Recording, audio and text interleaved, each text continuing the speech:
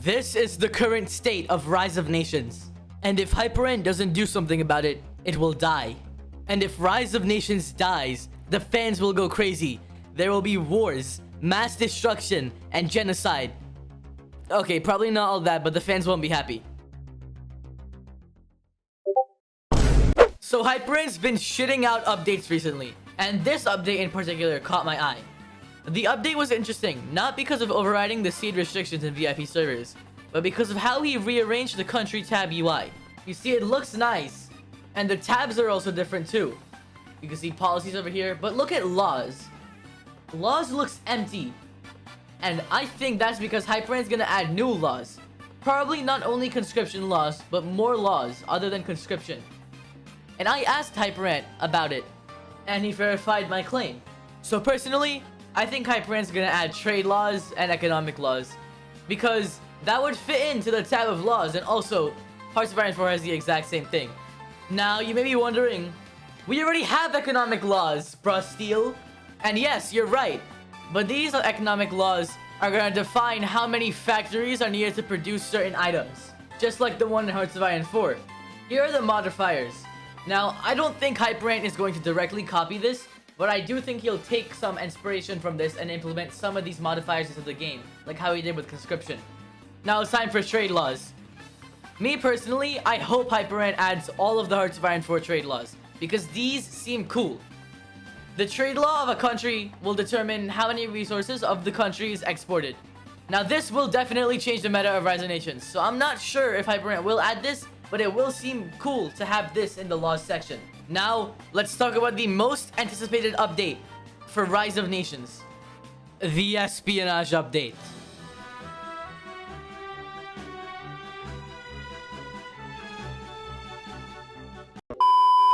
Now, the Espionage update was leaked back in February of 2021.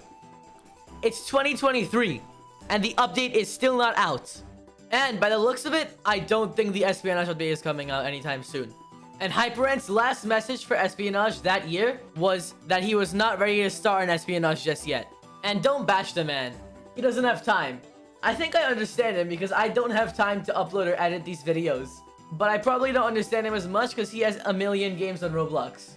And Hyperant's last message on Espionage was this guy asking him if Espionage is actually dead. And Hyperant responded with that it's not being worked on, but it's not cancelled. So Espionage isn't cancelled, but it's not currently being worked on. Now, some guy in the game suggestions asked Hyperant to get some developers, and Hyperant responded with that he already did get some developers. Now, I don't know if Hyperant means the people who are making the Rise of Nations skins, or if he actually got developers to work on the updates. But nonetheless, this is still some good news. Now, as I was editing this video, I saw something posted in Consider Suggestions that has something to do with Espionage. It was a suggestion that had a document attached that tried to fit the creation of an espionage system into the game. I'll leave the link to the document in the description. Now, I'm not gonna go over the crazy details, but you could see here that they had a lot of stuff planned. This was really well thought out. And credit to this guy right here for making this. Now, Hyperant will most likely implement these in the game if he starts working on Espionage again, because Hyperant takes a look at suggestions a lot, and half of his messages on the Discord are in the Suggestions discussion channel.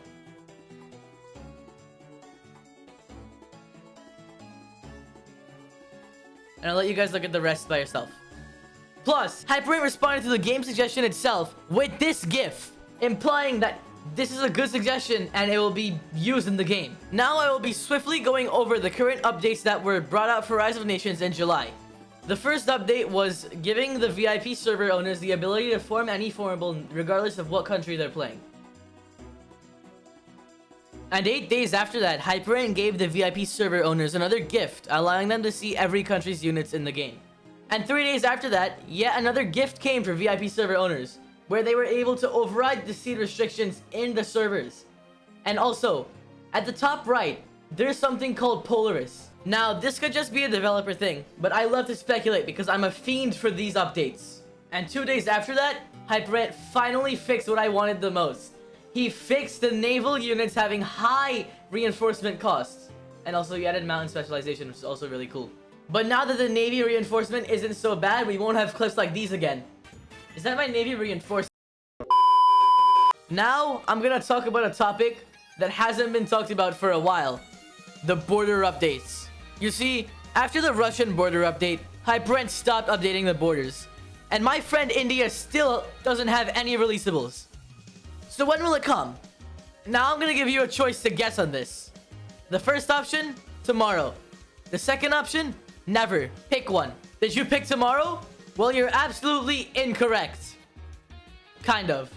You see, Hyperant has no time. So he complained about this in the chat, addressing the people asking him why he didn't give India releasables. But now it looks like he's trying to get back on track with the game, so hopefully we could see an update with the borders in the near future. And honestly, I've been dying to talk to Hyperant. So you know what I did?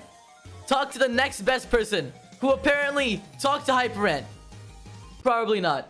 I have a few questions about the Hyperant interview. Alright. Who were you interviewing? Hyperant. As you can see, I'm off to a great start. Why were you interviewing Hyperant? Because my channel was fucking dead, bro. Like, come on. Was Hyperant real? I should be hired by a professional news station to host interviews. Was the person you were interviewing real? Yeah. Why? I found out a lot of good things from that interview. That Hyperant is not really an ant and that he is a human. Now it's time to talk about naval changes, which need to be added in the game because of the aircraft carrier. You see, the aircraft carrier is quite literally hellspawn. And Hyperant tried to nerf it without pissing off the community. And the community wasn't that pissed off, but it wasn't that nerfed. Now I'm not saying nerf aircraft carriers, but I'm not saying don't nerf aircraft carriers. Maybe just add a naval unit that could counter the aircraft carrier, like the aircraft carrier destroyer. That's my idea. Now obviously that whole section of the video was a joke, but it would be kind of cool to see a new naval unit in the game. And in the game suggestions, I found a really sick naval unit called the Mine Layer. And it would deploy explosive underwater charges that would blow up troops or navy that go on the mines. I like it because this is my opinion, but other people seem to beg to differ with me. Now, for the Air Force, I'd like to see this, the tanker aircraft. And it would be cool because it's a plane that's able to refuel other planes. And I hate when my attackers always go back to my nearest airport when I'm about to literally laser a 500,000 stack. So this would be really cool, just to have a tanker fly in with your attackers.